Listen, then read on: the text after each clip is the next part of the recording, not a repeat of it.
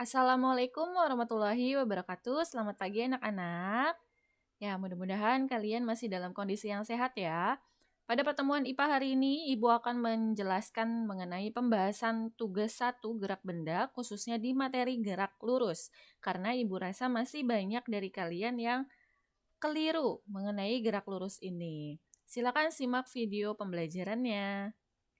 Ya, sebelum Ibu masuk ke pembahasan soal, Ibu akan mereview ya. Ibu akan mereview bagaimana sih penerapan rumus-rumus dari gerak benda atau gerak lurus ini.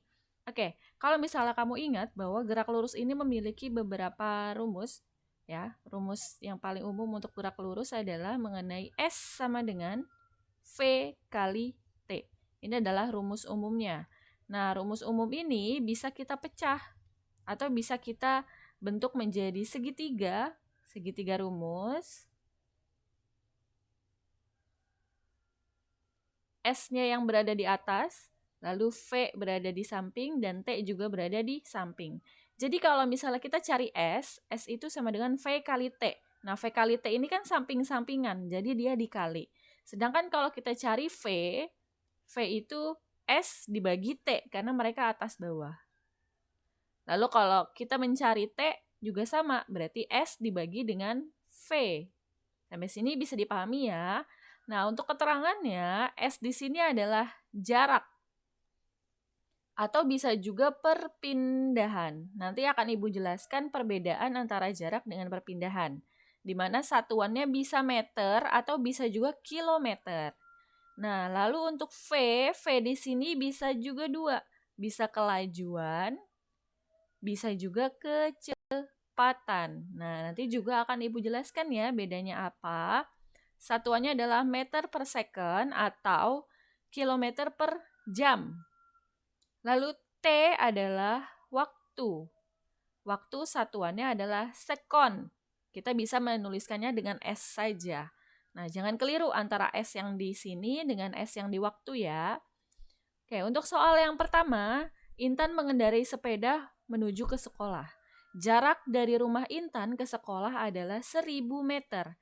Berapakah lama waktu yang dilalui Intan untuk sampai ke sekolah adalah 250 sekon. Hitunglah kelajuan sepeda Intan. Oke, di sini diketahui beberapa. Yang pertama ada jarak.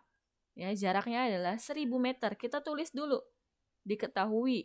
Jarak itu apa tadi? Jarak itu adalah S. Berarti S sama dengan 1000 meter. Lalu, lama waktu yang dilalui Intan untuk sampai ke sekolah adalah 250 sekon. Sekon itu kan waktu, berarti T ya. Yang diketahui lagi T-nya adalah 250 sekon. Nah, yang ditanyakan, hitunglah kelajuan. Berarti yang ditanyakan adalah V-nya. Kita tulis V-nya yang ditanya. Nah, ini adalah kelajuan. Sampai sini bisa dipahami ya. Nah, sekarang kita jawab. Kalau yang ditanya V, berarti rumusnya pakai yang mana? Pakai yang ini nih. V sama dengan S bagi T. Kita bagi. Nah, kita masukkan nilai S-nya tadi 1000 meter. Lalu nilai T-nya adalah 250 sekon. Nah, kita bagi saja 1000 dibagi dengan 250. Maka hasilnya adalah 4 meter per sekon. Nah, ini adalah kelajuan sepeda yang dikendarai oleh Intan untuk bisa sampai di sekolah. Sampai sini, mudah-mudahan kamu bisa memahaminya. Kita lanjut ke soal nomor 2.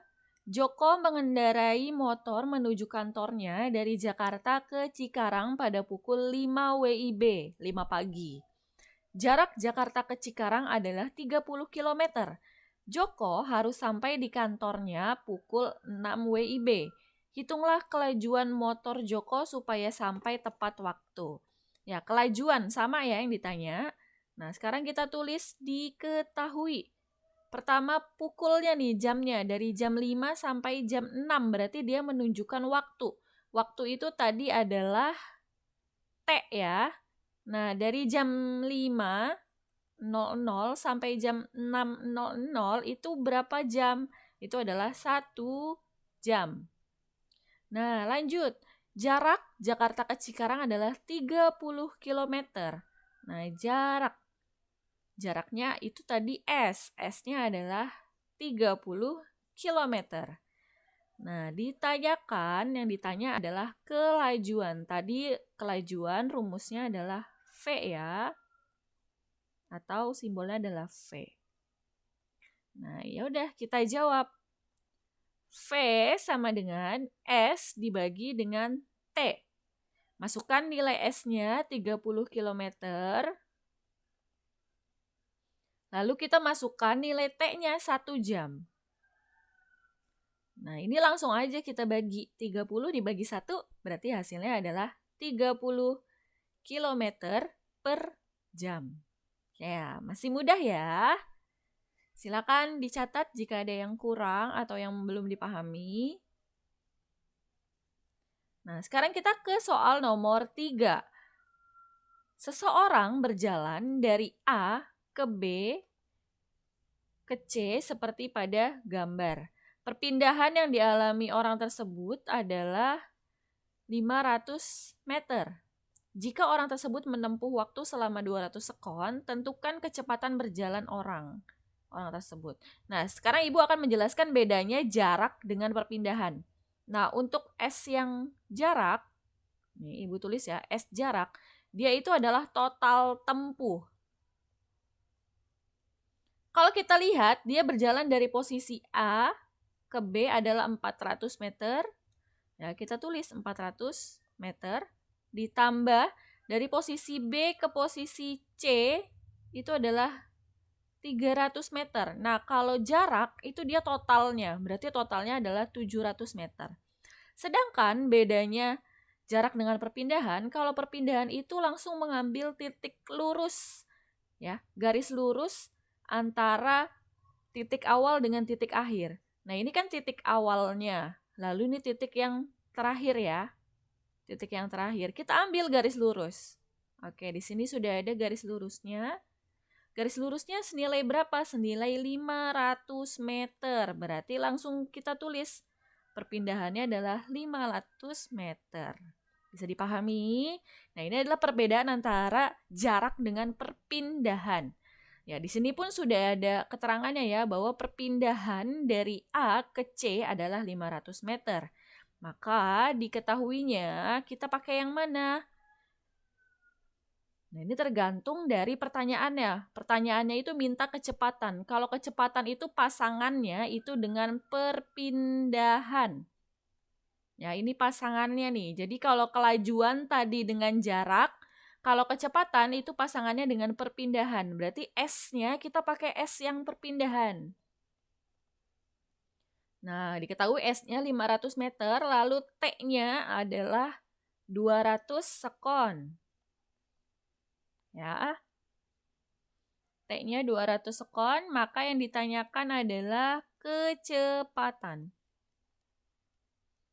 Kecepatan juga sama ya, simbolnya adalah V.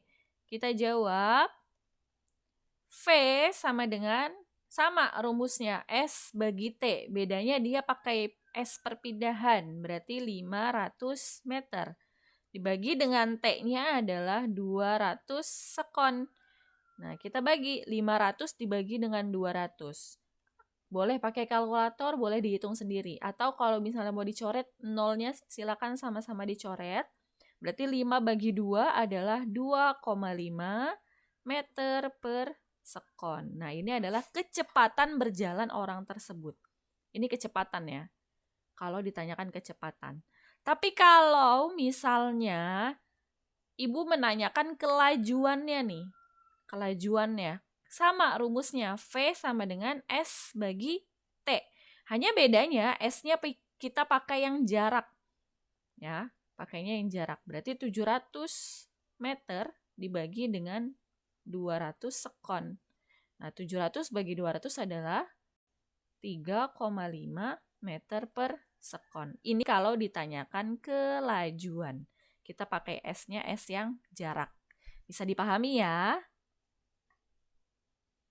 Lanjut lagi ke nomor 4. Mobil A bergerak dari keadaan diam sampai kecepatan 45 meter per sekon. Membutuhkan waktu 15 sekon. Tentukan percepatan yang dialami mobil. Ya, mobil A bergerak.